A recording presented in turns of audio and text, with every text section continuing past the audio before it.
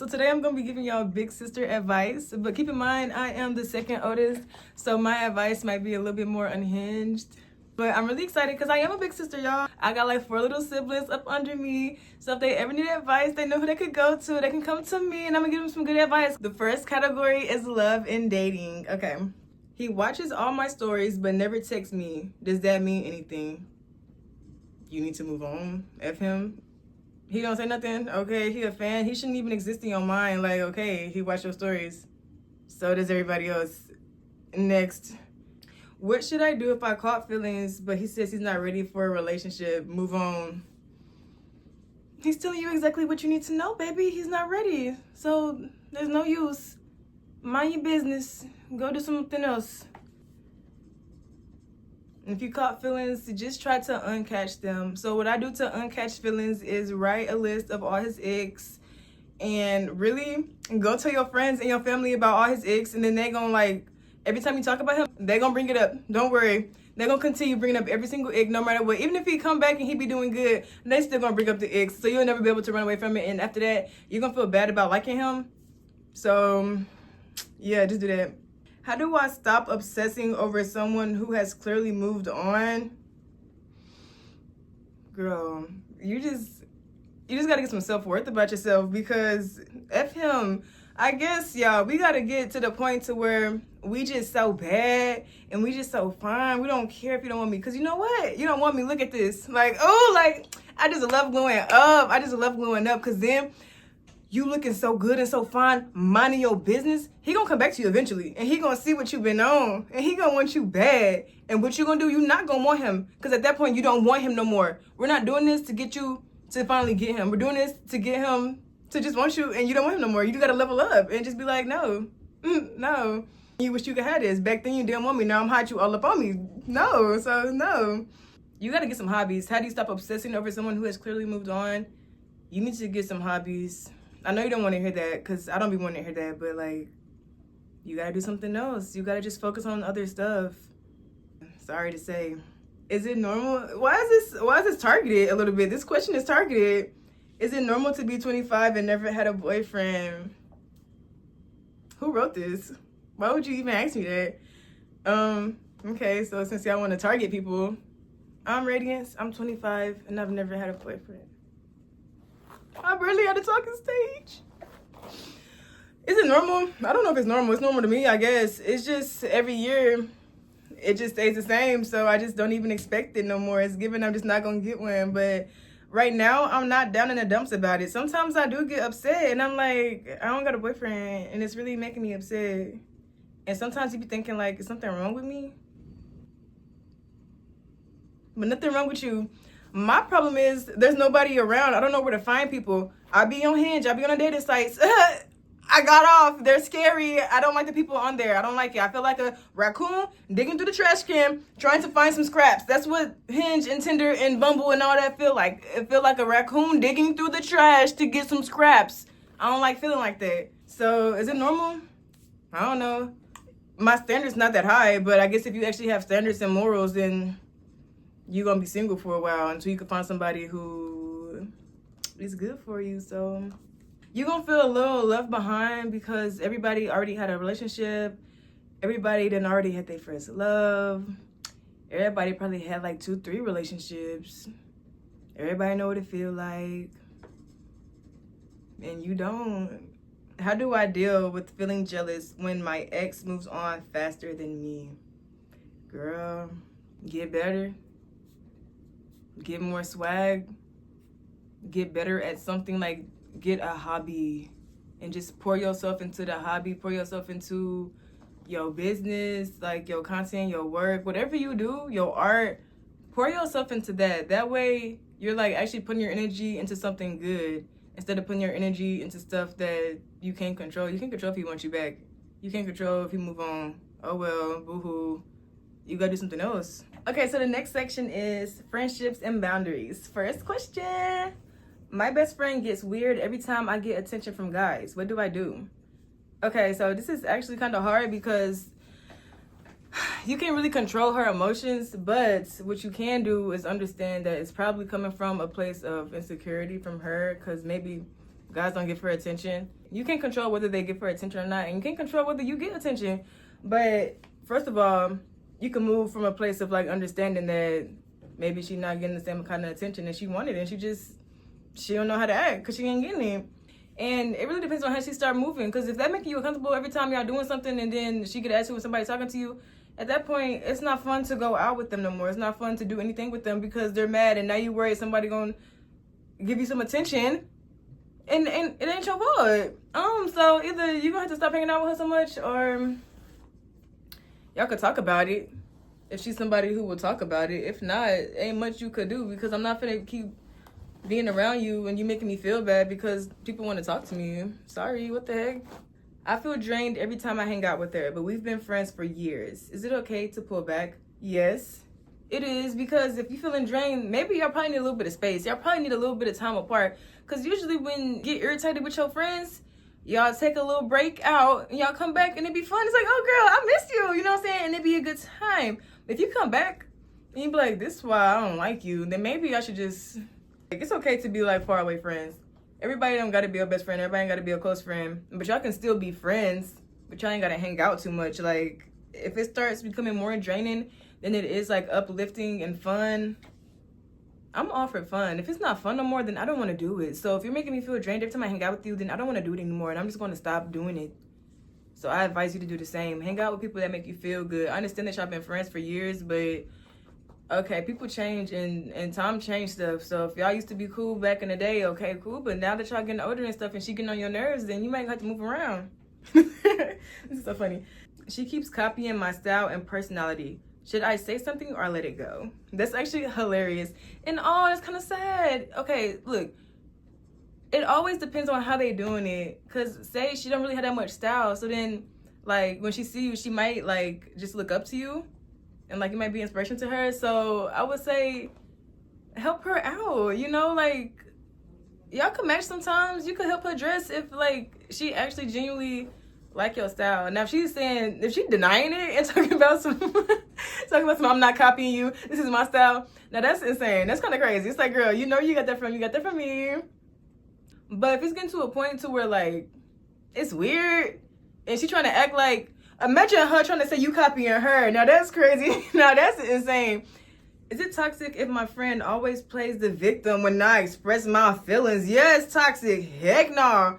No, I hate somebody who play a victim. Hey, you need to understand when somebody's playing the victim, because you need to see right through that. You can't let somebody keep on dogging you out. You don't know if you're getting gaslit or manipulated. You need to understand when you are. And even if you got to get some outside opinions, then you might need to get some outside opinions and be like, hey, am I tripping? But somebody that you trust, am I tripping? Yeah, that's toxic. And I don't like people who do that. Don't play the victim around me, because it's really gross, and I really don't like it. Can we be adults? Because usually when I'm trying to have a conversation with somebody, I'm not coming at a point of, you did this, you made me feel like this. You know, I don't really come crazy at people. I have like I come from like a benefit of the doubt. I'm trying to see where your mind was at. It hurt my feelings, but I'm trying to see, like, did you mean it like that? What are we doing? So I come to people with like a calm and collected and like a understanding way. If you're trying to play the victim and crying, okay, because you childish. Okay, because you childish. It's all right. Don't worry about it. And then I go on about my business. I feel like the ugly friend in every group. How do I stop thinking like that? That's so sad. Y'all, I used to feel like that. Your looks are not everything. And I hope your friends don't make you feel like that. My friends didn't make me feel like that, but I just feel like that with myself. I probably wasn't even ugly, but I just felt like that. So you gotta do affirmations, because this is something that really helped me.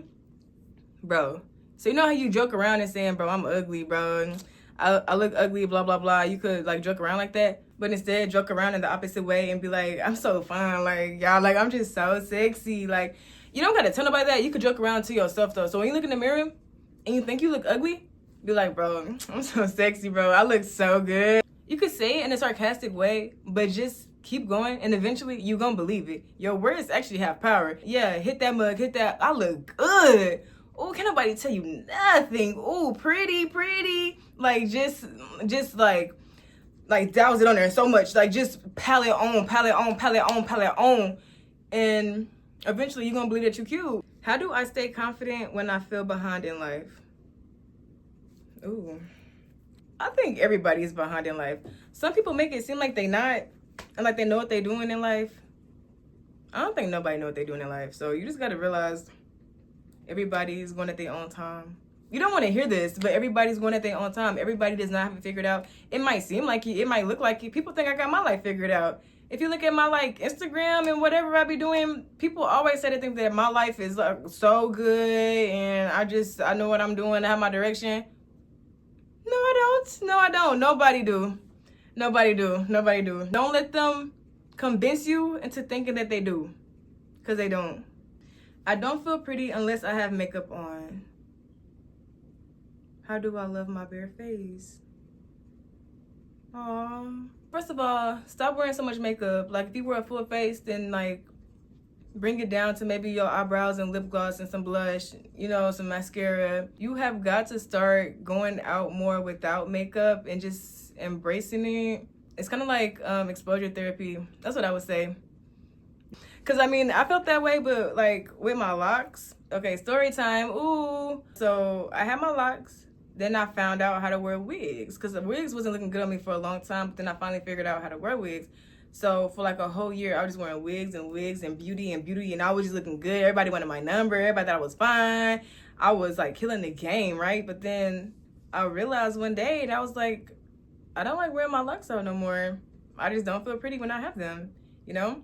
And that actually made me sad. I'm like, this is how I look. Like, this is my real look. What you mean you don't like it? Like, and I felt like I needed a wig to be pretty. The way that I combated that was literally wearing my locks out, because I would wear a wig when I'm going out, and I felt like my look wasn't complete until I had my wig on, and I wasn't pretty until I had my wig on, I wasn't bad until I had my wig on. So I started wearing my locks when I was going out. I would still have my makeup on and stuff in my outfit, but I would wear my locks.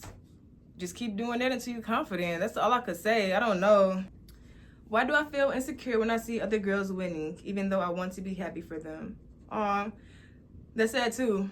But I would say the insecurity is like jealousy, and jealousy is just showing you what you want, right? Okay, so stay with me.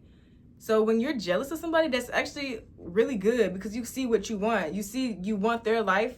Look at them as inspiration instead of competition. It's like, they have what I want, so make that your goal. Like, start striving towards that. You need to realize, if she got it, that means you can have it. Ain't nobody better than you to where you can't have what they have. You can have it. Everyone around me is getting married or having babies, and I still live at home. Am I failing? Okay, y'all. Everybody move on their own timeline. That's the thing. Everybody has their own life, their own story, their own movie. So just enjoy your movie. People is getting married. People is having babies.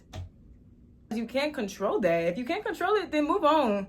I can't control. I would love to get married, and I do want to have children later on after I'm married, but I can't control getting married. I can't control finding somebody. So you gotta do what you can control, which is to grind doing something else. I'm not saying life is about grinding, but if you can't control that, you can't just sit around moping all day. You gotta do something else with your life, and then hopefully something come along. If you don't, at least you didn't waste your entire life being sad, thinking about how you don't have what you wanted, how you don't have your man, you don't have a ring, and you at least you was doing something else.